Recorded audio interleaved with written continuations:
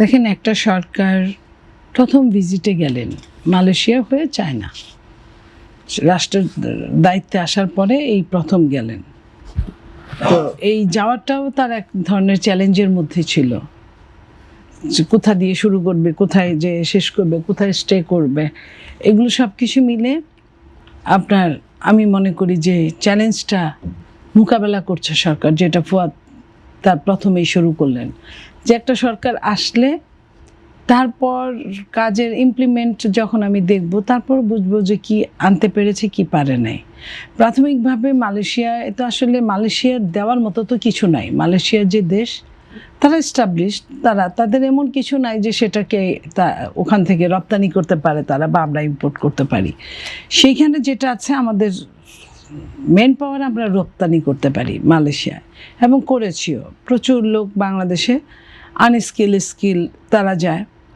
এইটার একটা আলোচনা হয়েছে, এটা আগেও ছিল আলোচনার মধ্যে। তখন যে সরকাররা ছিল তারা ওইভাবে ব্যবস্থা করতে পারে নাই বলে ওইভাবে যায় নাই। আমি মনে করি মালয়েশিয়ার গভর্নমেন্টের সঙ্গে একটা উষ্ণ অভ্যর্থনার মাধ্যমে দুই দেশের সম্পর্কটা আগেও ভালো ছিল, এখন আবার রিশাবলিং হলো, ভালো হবে। এবং এইখানে আমরা কতগুলো মানুষ, আমাদের যে কথাটা বাজেটে মাননীয় অর্থমন্ত্রী এবং প্রধানমন্ত্রী বলেছেন যে আমাদের টার্গেট 1 কোটি বেকারের সমস্যার মোকাবেলা করা।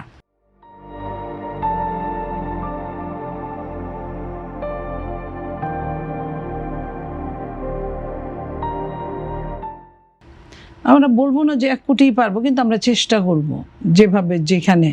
তো মালয়েশিয়া বিশ্বের একটা ওরকম দেশ, যে দেশে আমাদের সর্বোচ্চ মানুষ। আমরা চীন নিয়ে আলোচনা করছিলাম, চীন নিয়ে। হ্যাঁ, আমি এটা শেষ করে যাই।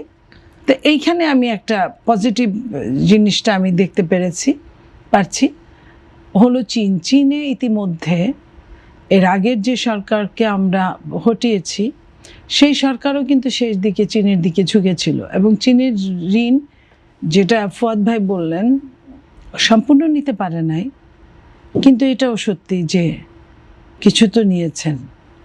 সেটুকু আমাদের জন্য না থাকার চেয়ে অনেক। কারণ আমরা পাশের দেশের এত বড়াই করি, তারা কিন্তু আমাদের ওইভাবে কোনো ঋণ দেন না, ওইভাবে আমরা কোনো ওইভাবে সহযোগিতা পাই না। যেটা চায়না করেছে, ওই সরকারকে করার কথা না, কিন্তু করেছে। তা এখন চীন আমাদেরকে ওয়েলকাম করেছে, দাওয়াত দিয়েছে, আমাদের প্রতিনিধি গিয়েছেন, মাননীয় প্রধানমন্ত্রী।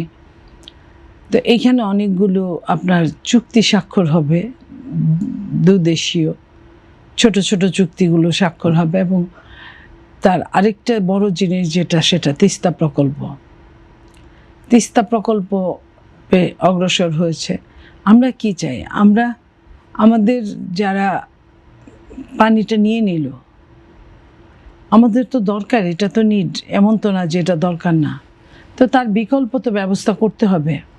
যদি তারা নাই দেয়, 7 দিনের কথা বলে তারা নিয়ে 54 বছর অতিবাহিত হলো, আমরা কিন্তু আমাদের ন্যায্য হিস্সাটা ফেরত পাইনি। কত সরকার এলো গেল, আমরা আমাদের ওই জায়গায় ন্যায্য হিস্সাটা ফেরত পাইনি। এক্ষেত্রে ব্যারিস্টার ফুয়াদ বলছিলেন যে তিস্তা প্রকল্প রাষ্ট্র হিসাবে বাংলাদেশ ঝুলিয়ে রেখেছে, চীনের সঙ্গে এটা দীর্ঘদিন দরকার ছিল, এই সফরেও সেটি ঝুলিয়ে রাখা হয়েছে। শোনেন, সফরের সাথে সাথেই তো আর সব কিছু হয় না। সফর থেকে আসার পরে তারপরেই বোঝা যাবে যে কি পেলো না, কি আলোচনায় হয়েছে, কি কনফার্ম করার জন্য। আমি এইটুকু বলতে পারি, চায়না যেরকম মাপের দেশ, তারা ব্যবসায়ী। তো বাংলাদেশে ব্যবসা করার ক্ষেত্র অনেক, কারণ বাংলাদেশে আর কিছু থাক না থাক, অনেক ম্যান পাওয়ার আছে, মানুষ আছে যারা কিনবে তাদের জিনিসটা। তো যেহেতু আমরা আপনার শিল্পমুখী না, ওরকম আমরা আমদানিমুখী একটা দেশ, সেহেতু চায়না এখানে অলরেডি বাজার করে ফেলেছে।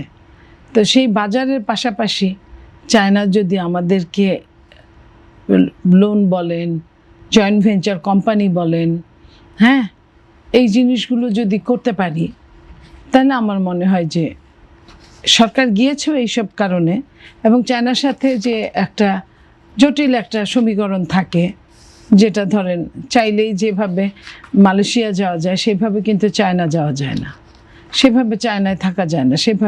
সেটা যদি আরো সহজতর করে, আমার মনে হয় যে সেখানে একটা অপরচুনিটিস রাখতে পারলে, সেখানে পড়ালেখা বা চায়না বেজ একটা জিনিস হলে, এবং সর্বোপরি তিস্তা ব্যারেজটা চায়নার কিন্তু গাফিলতি নাই এইখানে যেটুকু আছে, এখানে জিও পলিটিক্সটা একটা ব্যাপার। এবার গাফলতি কার?